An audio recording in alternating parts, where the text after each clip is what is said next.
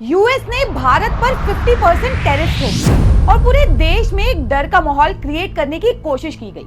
Trump's administration has now issued a notice in its steps to hit India with 50% tariff. The Department of Homeland Security has released a draft notice detailing plans to impose a 50% tariff on Indian products. Trump administration outlined plans to implement a 50% tariff on products from India.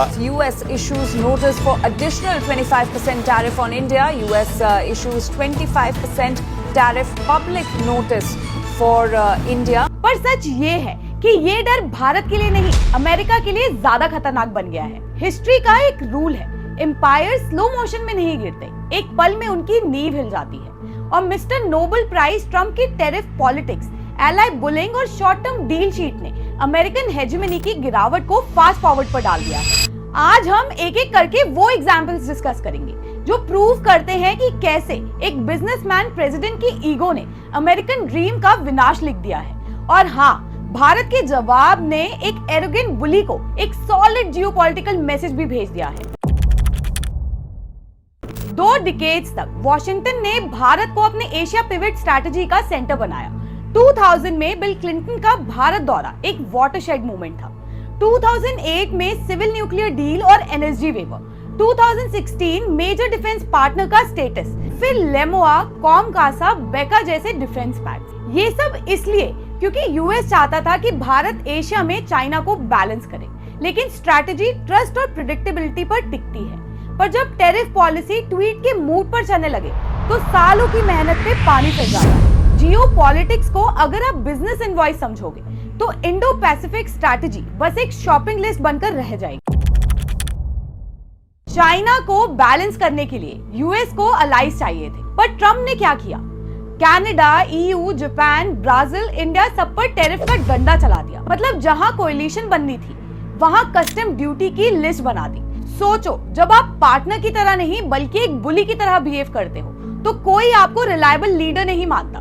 Hats off to Trump भाई, Machiavelli के नाम पे भी दाग लगा दिया।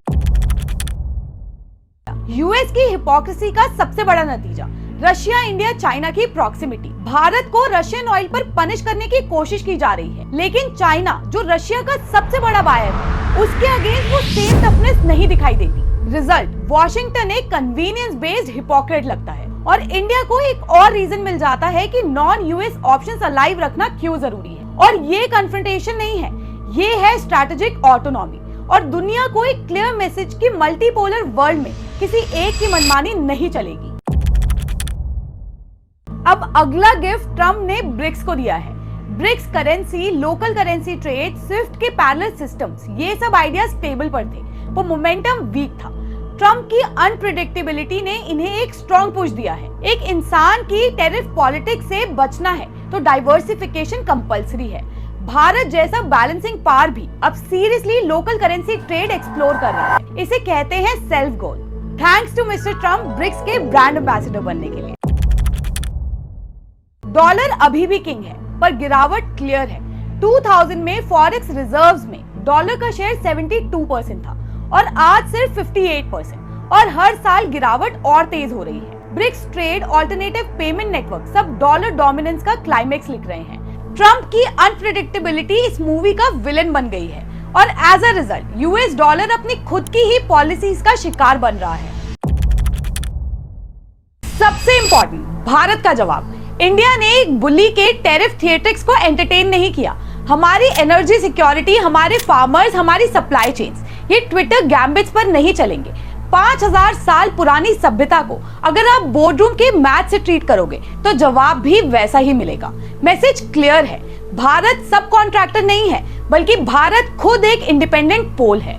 History में power transitions होते आए हैं, स्पेन से डच, डच से ब्रिटिश, ब्रिटिश से यूएस, और आज चाइना राइज पर है। पर लगता है मिस्टर ट्रम्प को इस ट्रांजिशन की ज्यादा ही जल्दी है। सिम्पसन्स ने जो प्रिडिक्ट किया था, ट्रम्प अपने हाथों से उसे रियलिटी बना रहे हैं। अमेरिका अगर ग्लोबल लीडर बने रहना चाहता है तो कोलिशन डिसिप्लिन, पॉलिसी स्टेबिलिटी और पार्टनर की रिस्पेक्ट जरूरी है।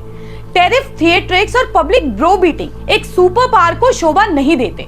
और भारत का जवाब सिंपल है, जियोपॉलिटिक्स फ्ली मार्केट नहीं है और ना ही ये 1990s है।